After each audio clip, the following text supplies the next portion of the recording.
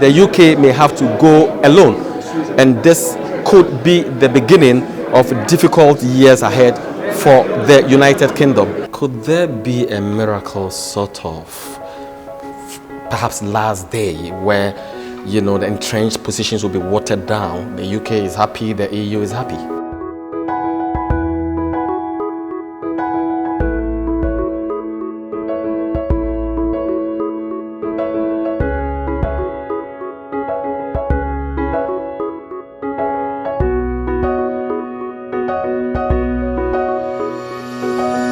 This is a special occasion at Europe House in the UK, which marks 50 years of the birth of the Association of European Journalists. And as you can see, there are so many people here to grace the occasion. The Association of European Journalists is an independent network of journalists active across Europe who promote the interest of journalists in Europe. They also promote issues bordering on the international community.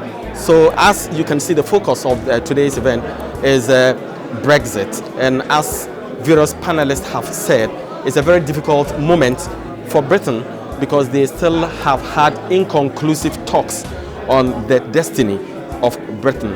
We know the umbilical cord between the UK and the European Union is strong. Now that it has been severed, where does Britain go? It's been a delicate moment for the UK. All the dangers in the breakup have been labeled at this special occasion, and as one of the panelists will put it, Britain either leaves or remain, and as they have finally taken a decision to leave, there is no turning back. As it stands, it's a very difficult moment for the UK as to whether there could be a miracle in the last hour where the proposal set out by the United Kingdom would be accepted by the European Union. It is difficult to tell. The UK may have to go alone, and this could be the beginning of difficult years ahead. Chairman of the AEJ UK session, the person of William Hosley, a very energetic gentleman, and he is to tell us the future of the AEJ 50 years moving forward. William, how has it been like 50 years in the life of the AEJ? Well, the AEJ is a journalists association which is a kind of microcosm of Europe. So all the national distinctions of culture, of attitude, of even politics are reflected, I find. But the characteristic of the British one is the British characteristic, which is to be calm, dispassionate, and very thorough in informing the public about the events. Now, not all journalists are like that in the UK. So we think we have a special role because Europe is so hard for people in this country to get to grips with, to understand. They don't feel that they belong to Europe.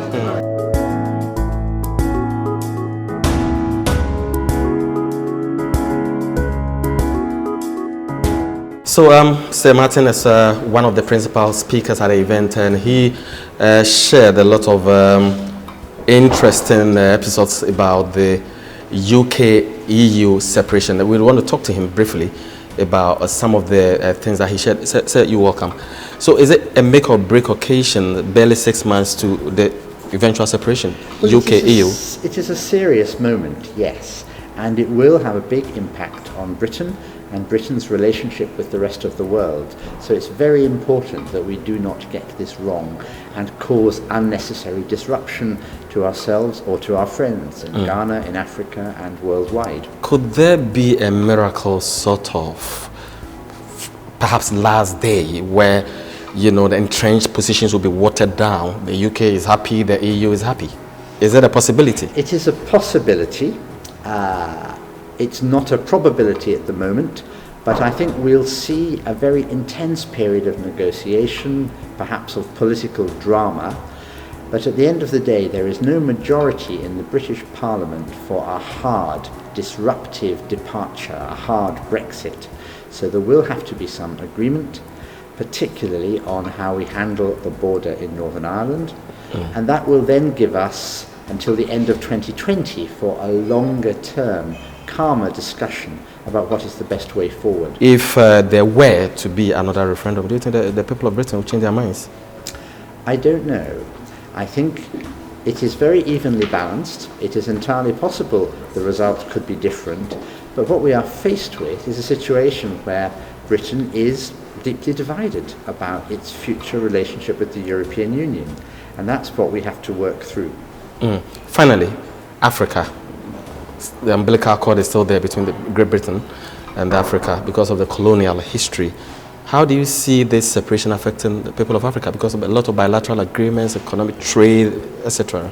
Well, it's very important that we don't let whatever happens with Brexit get in the way of our close continuing relationship with Africa as it is today, in all its vitality and its economic growth and its opportunities. So Britain's relationship with Africa is going to go on being very, very important, and it's a relationship of equals, and that's how we must keep it. Right. We want to thank you very much for Thank talking you. to us. Right. So at Europe House, at the 50th anniversary of the Association of European Journalists, I am Ibrahim Kwatin.